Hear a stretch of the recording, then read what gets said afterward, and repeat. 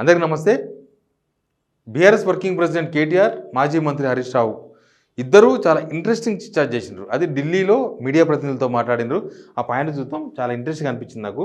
ఫిరాయింపుల వల్ల మాకు లాభం జరగలేదు, దిస్ ఈజ్ కరెక్ట్.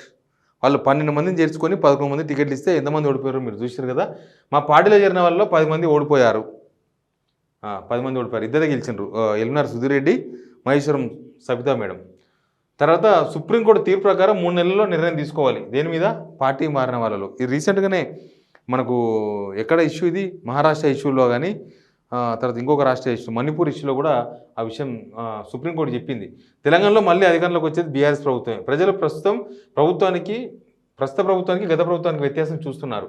రేవంత్ రెడ్డికి పాలనపై పట్టు రాలేదు, పాలన వదిలేసి రాజకీయం చేస్తున్నారు. అధికారులు మా చేతుల్లో ఉన్నారు అంటే అది వారి చేదగాని పాలన అన్నట్టే. గ్రామాల్లో పారిశుద్ధ్యం కూడా లేదు, ప్రజలు డెంగ్యూ మలేరియా బారిన పడుతున్నారు. ఇంకా కేటీఆర్ ఇచ్చారు చూడండి. ప్రజలతో మాకు గ్యాప్ వచ్చింది, ఓపెన్ మాట్లాడినట్టున్నారు ఢిల్లీలో. ఇక్కడైతే కొద్దిగా మాట్లాడరు ఇట్లాంటివి, కానీ ప్రజలతో గ్యాప్ వచ్చింది బీఆర్ఎస్కు. రైట్, ఆ విషయం గుర్తించారు వీళ్ళు. మా వైఖరి మార్చుకోవాలి, దిస్ ఈజ్ కరెక్ట్. అసలు మీరు ఇచ్చిన స్కీమ్స్ ఎవరికి ఇబ్బంది లేదు. నిజానికి కూడా మీరు ఇచ్చిన స్కీమ్స్ను దేశంలో ఏ ప్రభుత్వం ఇస్తుందో మాకు తెలియదు, కానీ ఇప్పుడున్న ప్రభుత్వం ఇవ్వలేకపోతుంది. వీళ్ళు ఫెయిల్ అయిపోయిన 6 months 7 monthsలోనే కనీసం గత ప్రభుత్వ స్కీమ్స్ కూడా కొనసాగించే పరిస్థితుల్లో లేరు. మీరు స్కీమ్స్ విషయంలో తప్పు చేయలేదు, మీ వైఖరి మార్చుకోవాలని అన్నారు, దిస్ ఈజ్ కరెక్ట్. ప్రజలది తప్పు అనడం అంటే మాది తప్పు, ఇది కూడా కరెక్ట్. ప్రజలుగా తప్పు చేసింది.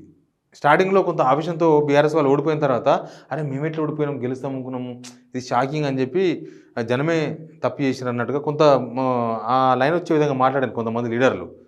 అంటే మేము అన్నీ చేసిన ప్రజలు ఓడిపించారు, వాళ్ళ ఇష్టం ఇట్లా మాట్లాడినప్పుడు ఆ లైన్ పోతుంది. అట్లా ప్రజలది తప్పు అనడం అంటే మాది తప్పు. హైదరాబాద్లో అన్ని సీట్లు గెలిచాం, అభివృద్ధిని మేము చెప్పుకోలేకపోయాం, చేసిన అభివృద్ధి చెప్పుకోలేకపోయాం.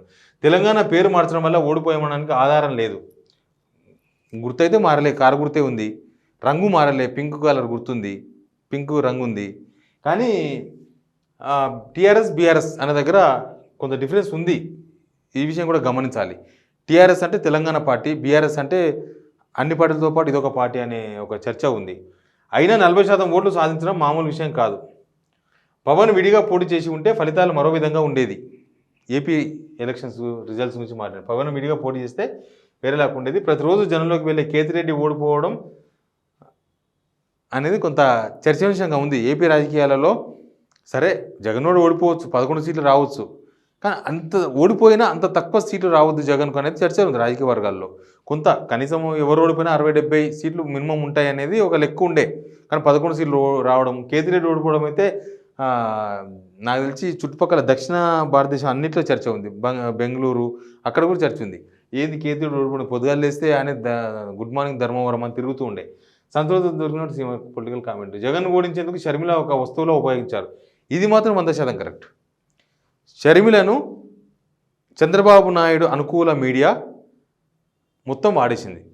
ఎందుకు వాడుకున్నారంటే జగన్ ఇంట్లో ఏదో జరిగిపోయింది, జగన్ ఇంట్లో కొట్లాట అవుతుంది, ఆస్తుల పంచాయతీ అవుతుంది అని చెప్పే ప్రయత్నంలో షర్మిలను బాగా వాడేస్తున్నారు.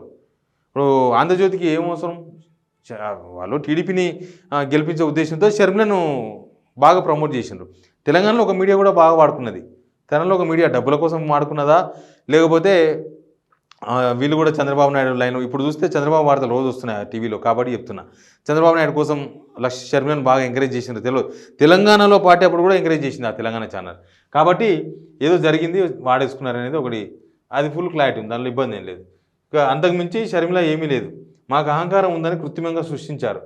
ఆత్మవిశ్వాసం అహంకారానికి తేడా తెలియదు. అహంకారం ఉందని కృత్రిమంగా సృష్టించారు. అహంకారం విషయంలో ఎవరికి వాళ్ళే పోటీ. ఇప్పుడున్న పాలకులు ఇప్పుడెంత అహంకారంగా ఉంది. డిఎస్సి వాళ్ళను తరిమి కొడతారు, నిరుద్యోగులను తరిమి కొడతారు, అసలు పట్టించుకోరు.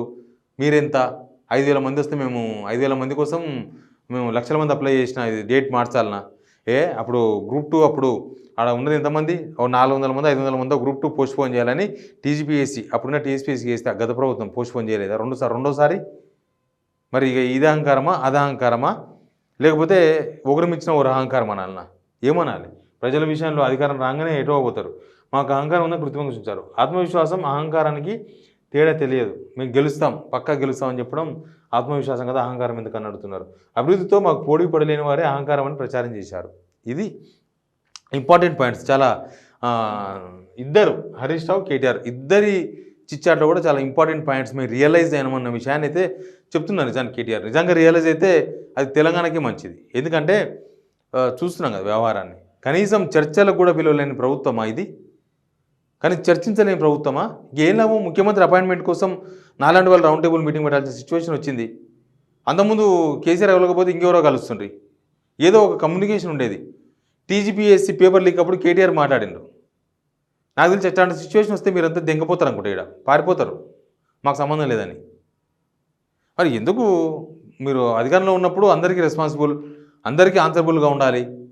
డిఎస్సి విద్యార్థులను రాత్రులు తీసుకుపోయి రాత్రంతా అక్కడెక్కడో గ్రౌండ్లో ఉంచిండ్రు. ఇవన్నీ కూడా దీన్ని ఏమనాలి? దీన్ని బాధ్యత ఉందన్నా, బాధ్యత లేదన్నా. మరి చూద్దాం. చాలా ఇంపార్టెంట్ చిట్ చాట్ ఉంది కాబట్టి నేను ఆ పాయింట్స్ చదివిన. Please subscribe signal TV.